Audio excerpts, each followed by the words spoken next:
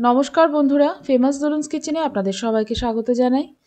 আজকে আমি তৈরি করে দেখাবো মাশরুম মালাইকারি, একদম রেস্টুরেন্ট স্টাইলে। আশা করব ভালো লাগবে আপনাদের, আর ভালো লাগলে শেয়ার করতে ভুলবেন না আপনাদের আত্মীয় বন্ধুবান্ধবদের কাছে। আসুন আজকে রেসিপিটা শুরু করি। রেসিপি তৈরি করতে গেলে এখানে আমি প্রথমেই কড়াই বসিয়ে দিয়েছি। কড়াইয়ের মধ্যে ঘি দিয়ে দেবো। ঘি দিয়ে মাশরুমগুলো একটু হালকা স্লাইড ভেজে নেব। দেখুন দিয়ে দিলাম এখানে 1 চামচ পরিমাণ ঘি। ঘিটা গরম হয়ে গেলে আমি মাশরুমগুলো ভেজে নেব। আগে থেকে মাশরুম উষ্ণ গরম জলে আমি ভিজিয়ে পরিষ্কার করে ধুয়ে নিয়েছি। এখন ছোট ছোট করে টুকরো করে নেব। দেখে নিশ্চয়ই বুঝতে পারছেন এটা কিন্তু অয়েস্টার মাশরুম। এই একইভাবে আপনারা বাটন মাশরুমও রান্না করতে পারেন। এবার দেখুন আমি ছোট ছোট করে নিচ্ছি। এগুলো এবার আমি ঘিয়ের মধ্যে দিয়ে ভালো করে লো ফ্লেমে ভেজে নেব বেশ কিছুক্ষণ। তাহলে মাশরুমের সেন্টটা খুব সুন্দর আসে। দেখুন দিয়ে দিলাম মাশরুমগুলো দিয়ে দেওয়ার পর হালকা ভেজে নেব। খুব বেশিক্ষণ না, 1 থেকে 2 মিনিট মতো আমি এখানে ভেজে নেব লো ফ্লেমে।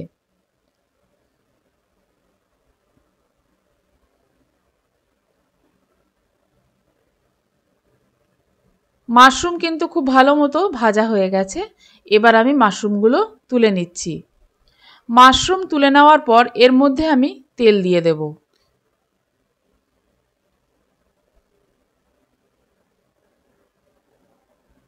মাশরুম তুলে নেওয়া হয়ে গেছে। দেখুন আমি এর মধ্যে দিয়ে দিলাম 2 চামচ পরিমাণ তেল।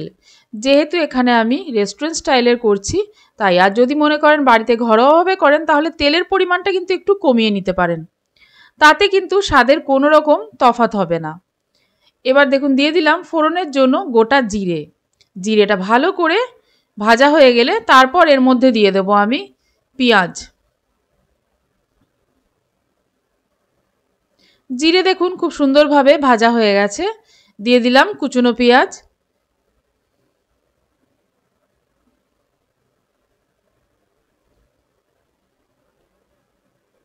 কুচনো পেঁয়াজটা লাল লাল করে ভেজে নিচ্ছি।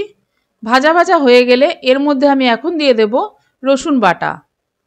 1 চামচ পরিমাণ রসুন বাটা দিয়েছি। দেওয়ার পর এই রসুনটা যাতে একদম কাঁচা গন্ধ না থাকে তার জন্য ভালো করে ভেজে নিলাম। যখন দেখবেন ভালোভাবে ভাজা হয়ে গেছে তখন এর মধ্যে দিয়ে দিতে হবে কোকোনাট পেস্ট অথবা নারকেল বাটা। সেটা 1 বাটি পরিমাণ আমি এখানে ব্যবহার করেছি। আপনারা যতটা পরিমাণ রান্না করবেন ঠিক সেরকম বুঝে আপনারা কিন্তু নারকেলের পেস্ট এখানে ব্যবহার করবেন। এবার দেখুন নারকেলের পেস্ট দেওয়ার পর একটু বেশ কিছুক্ষণ ভেজে নিচ্ছি। একদম লাল লাল করে ভাজার কোনো প্রয়োজন নেই। খুব সুন্দর একটা সেন্ট আসবে ততক্ষণ ভেজে নেবেন, তারপর মশলা অ্যাড করবেন।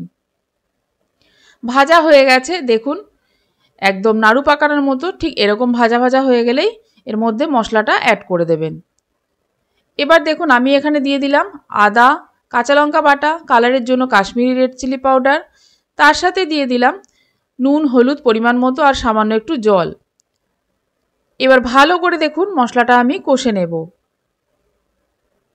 আর আপনি যদি আমার চ্যানেলে নতুন বন্ধু হয়ে থাকেন তাহলে চ্যানেলটা সাবস্ক্রাইব করার জন্য অনুরোধ করছি। আর সঙ্গে থাকা বেল বাটনটা কিন্তু প্রেস করে দেবেন, তাহলে যখনই আমি নতুন কোনো রেসিপি আপলোড করব সবার প্রথম আপনার কাছে নোটিফিকেশান যাবে। এবার দেখুন মশলাটা কি সুন্দর ঢাকা দিয়ে কষাতে বেশ তেল ছেড়েও দিয়েছে, মশলাটা কিন্তু ভালোভাবে কষা হয়ে এসছে। এখন আমি যে ভেজে রাখা অয়েস্টারগুলো আছে সেই অয়েস্টার মাশরুমগুলো কিন্তু দিয়ে দেবো এর মধ্যে। দেখুন দিয়ে দিলাম। দেওয়ার পর ভালো করে কিন্তু কষে নিতে হবে। মাশরুম দিয়ে ভালো করে কষে নেবেন, তাহলে কিন্তু টেস্টটা আরও দুর্দান্ত আসবে। গ্রেভিটা যাতে আর একটু হয় তার জন্য আমি এখানে দিয়ে দিলাম ছোট বাটির 1 বাটি জল। যদি আপনারা গ্রেভি আর একটু বেশি পছন্দ করেন তাহলে সেক্ষেত্রে কিন্তু আরও একটু বেশি করে জল ব্যবহার করতে পারেন।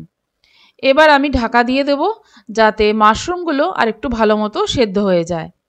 ঢাকা দিয়ে দিলাম। আজকের রেসিপি যদি আপনারা ফেসবুক পেজ থেকে দেখে থাকেন তাহলে পেজটা ফলো করে নেওয়ার জন্য অনুরোধ করছি। পেজের লিঙ্ক আমি আমার ডেসক্রিপশানে অলরেডি দিয়ে রাখি, চাইলে আপনারা সেখান থেকেও করে নিতে পারেন। এবার দেখুন আমি ঢাকা খুলে নিয়ে একটু নেড়ে চেড়ে নিচ্ছি। এখন কিন্তু আমার একদম মাশরুম মালাইকারি রেডি হয়ে এসছে। এবার এর মধ্যে আমি দিয়ে দেব গরম মশলা।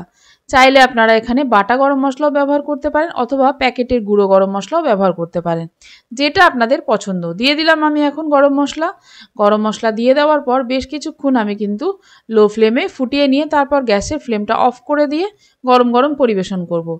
আশা করব আজকের রেসিপি আপনাদের ভালো লাগলে কিন্তু অবশ্যই আমাকে কমেন্টের দ্বারা জানাবেন। আর বাড়িতে একবার হলেও এইভাবে তৈরি করে দেখবেন, বাড়ির সকলের এতটাই ভালো লাগবে যে আপনাকে বারবারই এই রান্নাটা তৈরি করতে বলবে। আর বুঝতেই পারবে না যেটা মাশরুম, যারা মাশরুম খায় না তারাও কিন্তু এই মাশরুমের রান্নাটা আপনার কাছে তৈরি করতে বলবে। তাহলে দেখলেন কত সহজে মাশরুম মালাইকারি তৈরি হয়ে গেল। আজকের মতো এই পর্যন্তই, আবারও চলে আসবো একটা নতুন রেসিপি নিয়ে। ধন্যবাদ।